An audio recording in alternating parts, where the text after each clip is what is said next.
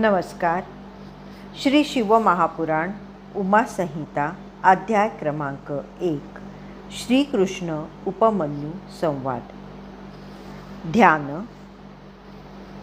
जे रजोगुणाचा आश्रय घेऊन विश्वाची निर्मिती करतात, सत्वगुणाने संपन्न होऊन 7 लोकांचे धारण पोषण करतात, तमोगुणाने युक्त होऊन सर्वांचा संहार करतात, तसेच त्रिगुणमयी मायेचे उल्लंघन करून आपल्या शुद्ध स्वरूपात स्थित राहतात, त्या सत्यानंद स्वरूप अनंत बोधमय निर्मळ आणि पूर्ण ब्रह्म शिवजींचे आम्ही ध्यान करतो. ते सृष्टीसमयी ब्रह्मा, पालनसमयी विष्णू आणि संहारसमयी रुद्र हे नाव धारण करतात. नित्य सात्विक भाव ठेवल्यानेच त्यांची प्राप्ती होते. श्री गणेशाय नमः. ऋषी म्हणाले, महाप्राज्ञ सूतजी, तुम्हाला नमस्कार असो. तुम्ही आम्हाला कोटी रुद्र संहिता ऐकवलीत. आता 5वी उमासंहिता सांगा. तीत अनेक आख्याने आहेत. शिवजींचे आणि पार्वतीचे जे अद्भुत चरित्र वर्णन केलेले आहे ते ऐकण्यास आम्ही आतुर झालो आहोत. ते ऐकून सूतांना अतिशय आनंद झाला. ते म्हणाले, शौनकादी महर्षींनो, भगवान शंकरांचे मंगलमय चरित्र परमदिव्य असून भोग आणि मोक्ष देणारे आहे. याचे प्रेमपूर्वक श्रवण करा. फार पूर्वी मुनिश्रेष्ठ व्यासांनी विचारले असता सनत कुमारांनी त्यांना शिवजींचे हे उत्तम चरित्र सांगितले. ते म्हणाले, व्यासजी, एकदा वासुदेव पुत्र श्रीकृष्ण पुत्रप्राप्तीसाठी तप करावे म्हणून कैलास पर्वतावर गेले होते. तेथे एका उत्तम शिखरावर महर्षी उपमन्यू तपश्चर्या करत होते. श्रीकृष्णांनी त्यांना दोन्ही हात जोडून नमस्कार केला व म्हणाले, उपमन्यूजी, तुम्ही महाबुद्धिवान आहात, शैवांमध्ये श्रेष्ठ आहात. मी पुत्रप्राप्तीच्या उद्देशाने शिवजींचे तप करावे म्हणून येथे आलो आहे. तुम्ही मला त्यांचे महात्म्य सांगा, म्हणजे मी भक्तिभावपूर्वक तपारंभ करेन. उपमन्यू म्हणाले, श्रीकृष्णजी, तपश्चर्या करत असताना मला शिवजींचे, त्यांच्या शस्त्रांचे, त्यांच्या परिवाराचे आणि विष्णू आदी देवांचे दर्शन झालेले आहे. मला त्यांचे जे स्वरूप दिसले तेच मी वर्णन करून सांगतो. शिवप्रभू ब्रह्मादी 3 अंशांनी शोभायमान आहेत. नित्य सुखदायक आणि अविनाशी आहेत. त्यांच्या दाढा मोठ्या आहेत. मुख अग्निज्वालांनी व्याप्त आहे. अंगकांती अगणित किरणांच्या एकत्रित दीप्ती समान अत्यंत तेजस्वी आहे. त्यांना अनेक नेत्र आहेत. असंख्य चरण आहेत. ते प्रलयकाळी विश्वाचा संहार करणारे आहेत. त्यांना चराचरात आणि त्रैलोक्यात अवध्य असे काहीही नाही. सर्व जगाला क्षणार्धात भस्मसात करतील असे त्यांचे अगाध सामर्थ्य आहे. त्यांच्यापाशी विलक्षण गोपनीय आणि दिव्य अस्त्रे आहेत. तितकी प्रभावी अस्त्रे कोठेही पाहायला मिळत नाहीत. त्यांचे त्रिशूळ सर्व लोकांमध्ये विशेष प्रसिद्ध आहे. ते शत्रूंच्या सर्व शस्त्रास्त्रांचा नाश करणारे अतिप्रचंड विजया अस्त्रच आहे. ते पृथ्वीला विदीर्ण करू शकते. आपल्या तळपत्या तेजाने समुद्राला सुकवू शकते. इतकेच नव्हे तर सर्व तारांगणांना खाली पाडू शकते. त्या त्रिशूळाने प्रथम यौवनाश्वाला मारले. त्रैलोक्याला जिंकणाऱ्या अतिबलवान मांधाता राजाचा वध केला. अभिमानी हय आणि लवणासूर यांचे प्राणहरण केले. 3 अग्र असलेला तो त्रिशूळ अत्यंत तीक्ष्ण आणि धगधगीत अग्निसमान अत्यंत प्रखर आहे. तो पाहून सर्वांना धडकी भरते. असो, त्यांच्या हातातील परशुही प्रचंड धारदार, प्रलयकाळच्या अग्निसमान दाहक आणि भयंकर संहारक आहे. याच परशुने परशुरामाने 21 वेळा क्षत्रियांचा भीषण संहार केला होता. शिवजींच्या हातामध्ये सुदर्शन चक्र आहे. ते कोट्यावधी सूर्य समान दैदिप्यमान असून आपल्या तेजाने त्रैलोक्यास भस्म करण्यास समर्थ आहे. त्यांच्या हाती अत्यंत उज्ज्वल वज्र आहे. भात्यासहित पिनाक नामक महाधनुष्य आहे. शक्ती, खड्ग, पाश, अंकुश, महादिव्य, गदा आणि अनेक अस्त्रे आहेत. लोकपालांपाशी जेवढी अस्त्रे आहेत ती सर्व अस्त्रे मी शिवजींपाशी पाहिली आहेत.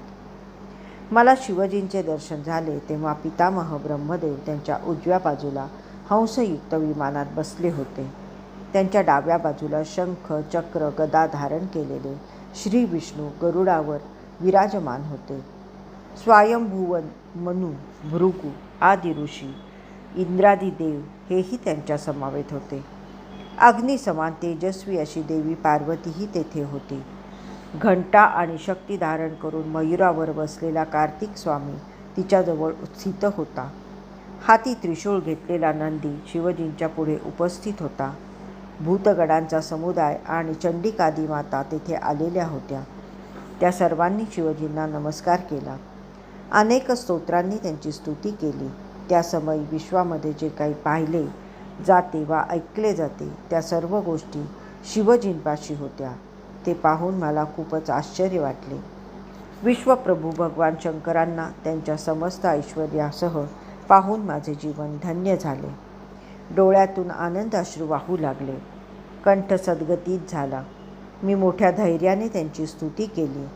दोन्ही हात जोडून त्यांना वारंवार नमस्कार केला. त्यांचे भावभक्तीने विधीपूर्वक पूजन केले. माझ्या सेवाभक्तीने भगवान शंकर अतिशय प्रसन्न झाले. ते मधुरवाणीने म्हणाले, हे उत्तम व्रताचे पालन करणाऱ्या ब्राह्मणा, तू माझा निस्सीम भक्त आहेस. मी तुझी वारंवार परीक्षा घेतली पण तुझी भक्ती अचल राहिली. तुझे कल्याण असो. मी तुझ्यावर संतुष्ट आहे. तू माझ्याकडून कोणतीही दुर्लभ वर मागून घे. मी म्हणालो, भगवन, तुम्ही माझ्यावर प्रसन्न असाल तर मला त्रिकालज्ञानी करा. तुमच्या ठाई माझी प्रगाढ भक्ती राहावी. मला आणि माझ्या वंशातील सर्वांना नित्य दूध भात मिळावा. ते ऐकून शिवजींनी मंदस्मित केले. मला कृपादृष्टीने पाहिले व म्हणाले, उपमन्यू, तू जरा मरणादी दोषांपासून मुक्त राहशील. सर्व मुलींमध्ये पूजनीय होशील. तुला धन, ऐश्वर, यश, शील, सद्गुण आणि प्रसन्नता यांची प्राप्ती होईल. तुला स्वेच्छेने जेथे जेथे जावेसे वाटेल तेथे तेथे तुला जाता येईल. तू क्षीरसागरापाशी वस्ती करशील आणि जोपर्यंत तो अमृतमय क्षीरसागर आहे तोपर्यंत तेथे राहशील. तू आपल्या बांधवांचं व वैवस्वत कल्प पाहशील. तुझे गोत्र अक्षय होईल. मी नेहमी तुझ्या आश्रमापाशी राहीन. तुला नित्य दर्शन देईन. तू जेव्हा जेव्हा माझे स्मरण करशील तेव्हा तेव्हा मी प्रकट होईन. तुझी माझ्या ठाई असलेली भक्ती अढळ राहील. तू सुखाने राहशील. तुझे सर्व मनोगत पूर्ण होतील. त्यानंतर कोट्यावधी सूर्यासमान अंगकांती असलेले भगवान ईशान तेथेच अंतर्धान पावले. श्रीकृष्णाजी, अशा प्रकारे मी भुक्ती-मुक्ती देणाऱ्या भगवान शंकरांना त्यांच्या परिवारासह पाहिले आहे.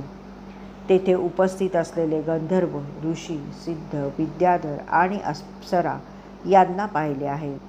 ही तेजस्वी पाने, मनमोहक सुगंधी फुले, बहरलेले ऋतू आणि फळांनी लगडलेले वृक्ष पहा. सर्व भावांनी युक्त असलेले हे विश्व पहा. हे सर्व महात्मा शिवजींच्या प्रसादाचेच उत्पन्न झालेले आहे. त्यांच्या वरदानाने मला त्रिकालज्ञान प्राप्त झाले. त्यांनी निजकृपेने जे जे दिले ते सुख, ऐश्वर्यादिक सर्व मिळाले. इंद्रादी देवांनाही ज्यांचे दर्शन दुर्लभ आहे त्या शिवजींना मी प्रत्यक्ष पाहिले आहे. म्हणून मी स्वतःला धन्य समजतो. वासुदेव, परम सनातन अशी 26 तत्वे आहेत. त्या सर्व तत्वांचा अर्थ आणि विधान प्रधान पुरुषेश्वर भगवान सदाशिवच जाणतात, अन्य कोणीही नाही. ज्यांनी आपल्या उजव्या अंगातून सृष्टीकर्ता ब्रह्माजींना उत्पन्न केले, त्या सृष्टीचे पालन, पोषण व रक्षण करण्यासाठी आपल्या डाव्या अंगातून श्रीहरींना उत्पन्न केले आणि प्रलयकाळी आपल्या हृदयातून शिवजींना उत्पन्न करून स्थावर जंगमात्मक समस्त विश्वाचा संहार केला. ते महादेवजी सर्वज्ञ, सर्व भूतांचा आत्मा, सर्व भूतांना उत्पन्न करणारे, सर्व व्यापक आणि सर्व देवांनी दर्शन घ्यावे असेच आहेत. ते सदाशिव म्हणजे नित्य कल्याणकारक आहेत. म्हणून तुम्ही पुत्रप्राप्तीसाठी शिवजींची आराधना करा. ते भक्तवत्सल आहेत. ते तुम्हाला शीघ्र प्रसन्न होतील. अध्याय 1 समाप्त.